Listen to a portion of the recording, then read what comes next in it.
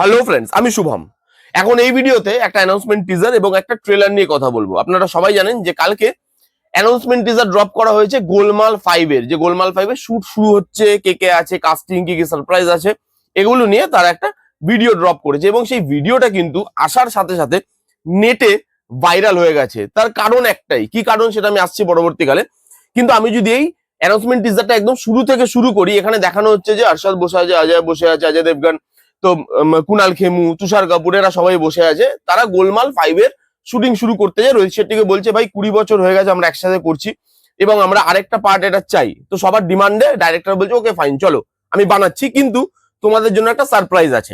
এবার সারপ্রাইজ হিসাবে কে আসে? প্রথমে আসে হচ্ছে শর্মন যোশী, যে 1 নম্বরে ছিল, তারপরে এখান থেকে বেরিয়ে গেছিল, আবার সে ফিরে আসছে এবং ফিরে এসে সে নিজের উপরে জোকটা নিচ্ছে। সে বলছে কি, সুবহ কা ভুলা আগার শাম কো वापस आ जाए तो उसको भूला नहीं कहते। তো বাদবাকি সবার প্রবলেম হচ্ছে যে ভাই তুই কেন চলে এলি হঠাৎ করে, তুই তো বেরিয়ে গেছিলি। এবং আমি কমেন্টে দেখলাম একটা আউটস্ট্যান্ডিং ব্যাপার, সেটা হচ্ছে দেখুন, শর্মন যোশী মার্কেটে তো এখন নেই, কিন্তু তারপরে গোলমাল সিরিজে শর্মন যোশীর যে ইম্প্যাক্ট, সেটা কিন্তু মানুষের এখনো অব্দি ফিল হয়। সেই ইমোশনটা গোলমাল 1 প্রচুর মানুষের পছন্দ এবং মানে সেটা আমাদের ছোটবেলার ইমোশন। তো সেই জিনিসটা, সেই শর্মন যোশীকে ফেরত পাওয়া, সেটা মানুষের পছন্দ হয়েছে। প্রত্যেকে লিখছে, এখানে অজয় দেবগানের ব্যাপারে লিখছে না, আরশাদ ওয়ারসির ব্যাপারে লিখছে না, যারা মার্কেটে আছে, যারা কাজ করছে, কিন্তু শর্মন যোশীর ব্যাপারে লিখছে যে আমরা হ্যাপি শর্মন যোশী এসছে। তার অ্যাক্টিং দেখে নয়, তার প্রেজেন্সটা দেখে, যে সে এসছে, আমরা খুশি, আমরা সেই ইমোশনটা, আমরা সেই ফিলিংটা আবার ফিরে পাবো হয়তো, যেটা আমরা গোলমাল 1 এ পেয়েছিলাম। সেই পুরোনো টিমটাকে আমরা অ্যাসেম্বল হতে দেখতে পাচ্ছি এবং সেখানে শর্মন যোশী যখন আসে, সেখানে একটা হাইপ ক্রিয়েট করে এই পুরো অ্যানাউন্সমেন্ট টিজারটা, এবং যেটা কিন্তু ভালো লাগে। কিন্তু এইবার এখান থেকে সারপ্রাইজ শুরু হয়, কেননা সবাই ভেবেছে যে শর্মন যোশী এসছে, ওটাই সারপ্রাইজ। তারপরে অজয় দেবগন বলে, ভাই এটা তো সারপ্রাইজ নয়, সারপ্রাইজ তো আমি অন্য কিছু প্ল্যান করেছিলাম। এবং তারপরে ঢোকে অক্ষয় কুমার। প্রথমে তো বলবো, এই মানুষটা এত বয়স হয়ে গেছে, তারপরে ব্যাক টু ব্যাক সিনেমা, যেখানে তার সিনেমা ওয়ার্ক করছে না, তারপরে তার মরাল ডাউন না হয়ে, কারণ মানে এই স্টেজে যদি অন্য কোনো অ্যাক্টর থাকতো, তারা ব্রেক নিয়ে নিত, তারা বলতো ভাই এখন অ্যাক্টিং হচ্ছে না, আমি এখন প্রডিউস করি বা এখন আমি প্রেজেন্ট করি বা কিছু করি, আমি পরে আবার অ্যাক্টিংটার জন্য ট্রাই করবো, আবার 1-2 বছর আমি একটুখানি খাটি নিজের ওপর, তারপরে করবো। বাট অক্ষয় কুমারের কাজের প্রসেস ওটা নয়। অক্ষয় কুমারের সিনেমা চলুক না চলুক, সে ব্যাক টু ব্যাক কাজ পায় এবং তার ব্যাক টু ব্যাক কাজ পাওয়ার কারণই হচ্ছে তার টাইমিং, ডেডিকেশন, যে অন টাইম সেটে আসবো, অন টাইম শুটিং শেষ করবো, প্রডিউসারকে কোনো চাপ দেবো না, ডাইরেক্টর তাকে কোনো এক্সট্রা বার্ডেন যেন আমার জন্য নিতে না হয়। তো সেই জিনিসগুলোর জন্য তাকে সবাই পছন্দ করে, যার জন্য ব্যাক টু ব্যাক ফ্লপ হওয়ার পরেও সে ফ্র্যাঞ্চাইজি ফিল্ম পাচ্ছে, সে স্ট্যান্ড অ্যালোন মুভি পাচ্ছে, সে বিভিন্ন ধরনের সিনেমা পাচ্ছে।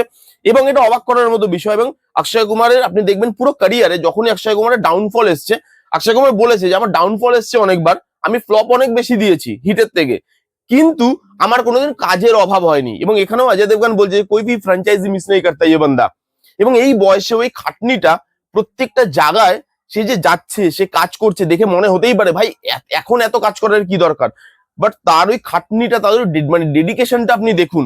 এবং যখন থেকে অক্ষয় কুমার আসে, তার আগে পুরো অ্যানাউন্সমেন্ট টিজারটা না নর্মাল চলছিল, অক্ষয় কুমার ঢুকলো, টিজারটা আলাদা লেভেলে নিয়ে চলে গেল, এনার্জিটা পুরো ট্রান্সফার করে নিল। অজয় দেবগনের এটা ফ্র্যাঞ্চাইজ হওয়ার পরেও অক্ষয় কুমার কোথাও যেন ওভারশ্যাডো করে দিচ্ছে। ওই বালার লুক, টাকলা, এবং টাকটা পুরো চকচক চকচক করছে, লুঙ্গি পরেছে কালো রঙের, পুরো ব্ল্যাক অ্যাটায়ার, এবং সেখানে অদ্ভুত দেখতে লাগছে তাকে, কিন্তু সে সেটা ক্যারি করতে পারছে। আমরা জানি এই অদ্ভুত মানে জিনিসগুলো অক্ষয় কুমারের উপরে ভালো লাগে।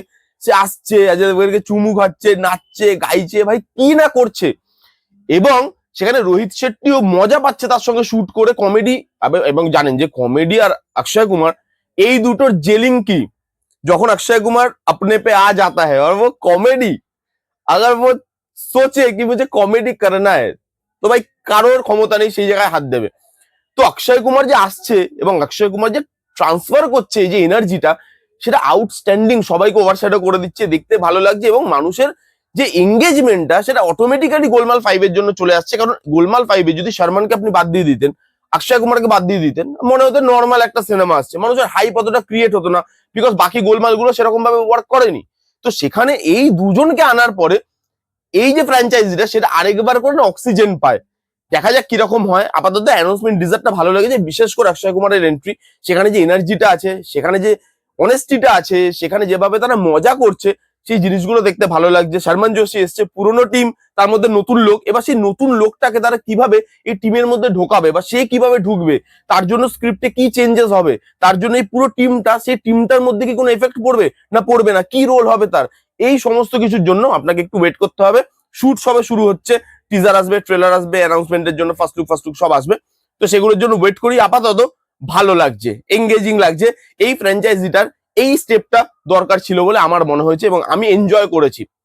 এইবার আসছি, টিভিএফ একটা নতুন কন্টেন্ট নিয়ে আসছে হেডশট বলে, গেমের ওপরে বেস করে, যে একটা গরিব ঘরের ছেলে, সে গেম খেলতে ভালোবাসে।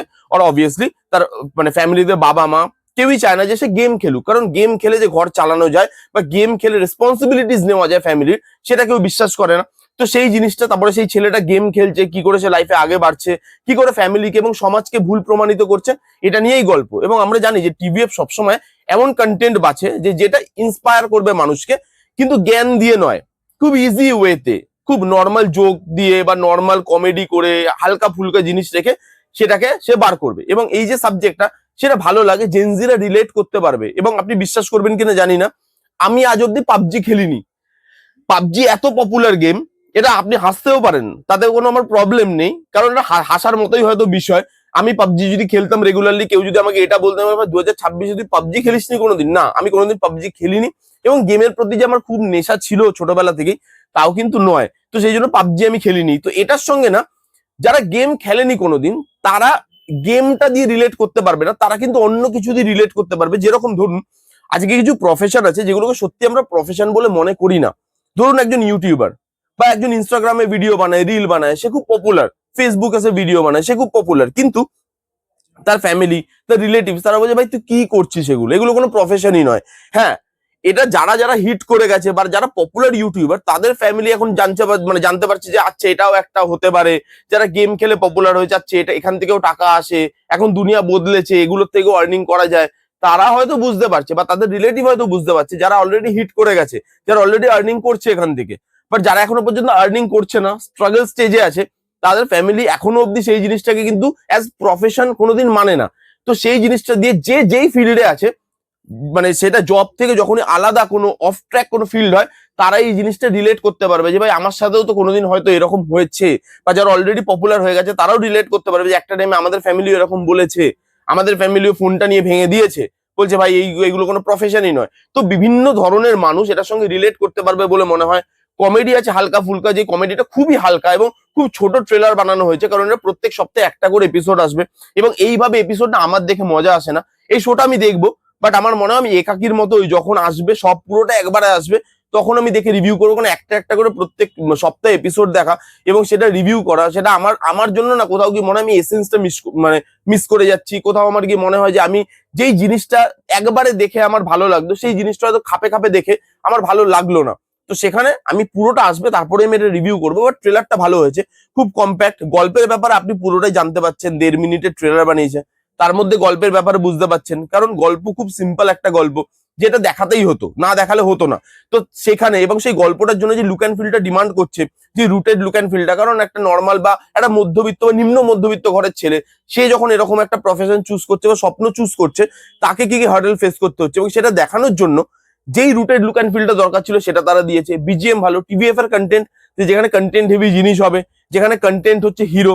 তো এখানে যে লিড হিরো, তাকেও দেখতে ভালো লাগছে, সিদ্ধার্থ নিগম, তাকে ভালো লাগছে দেখতে, তার যে লুক দেওয়া হয়েছে, সে যেভাবে অ্যাক্টিং করছে, তার আশেপাশে তার বন্ধুরা যেভাবে অ্যাক্টিং করছে, সেই জিনিসগুলো ভালো লাগছে দেখতে। তো আমার এই ট্রেলারটাও কিন্তু খুব যে খারাপ লেগেছে বলতে পারবো না, নর্মাল বেসিক একটা ট্রেলার বানানো হয়েছে, দেখা যাক শোটা কিরকম হয়। আর আশা করি এটার সঙ্গে অনেকে রিলেট করতে পারবে। টিভিএফ খুব ভালো ভালো কাজ করে, খুব সিম্পল কন্টেন্টের মধ্যে বা সিম্পল জিনিসের মধ্যে, কম বাজেটের মধ্যে তারা কিন্তু ভালো কাজ প্রোভাইড করা সবসময় চেষ্টা করেছে। এটার প্রতি আশা রাখছি, পুরোটা আসবে, তারপর আমি দেখে রিভিউ দেবো, সেটা আমি ভিডিওতে আগেই কিন্তু আপনাদেরকে বলে দিলাম। এই ছিল অ্যানাউন্সমেন্ট টিজার গোলমাল 5 এর এবং হেডশটের ট্রেলারের রিভিউ। কারা কারা দেখেছেন এই দুটো, আপনাদের কিরকম লেগেছে কমেন্ট করে জানান। যারা যারা দেখেননি, গিয়ে দেখুন, কেমন লাগলো দেখে জানাবেন কমেন্ট করে। কেমন লাগলো ভিডিওটা জানাতে ভুলবেন না, ভালো লাগলে please give it thumbs up, like করবেন, কমেন্ট করবেন, শেয়ার করবেন, চ্যানেলটাকে মাস্ট সাবস্ক্রাইব করবেন। দেখা হচ্ছে নেক্সট কোনো ভিডিওতে, ততক্ষণ bye bye, take care and be safe.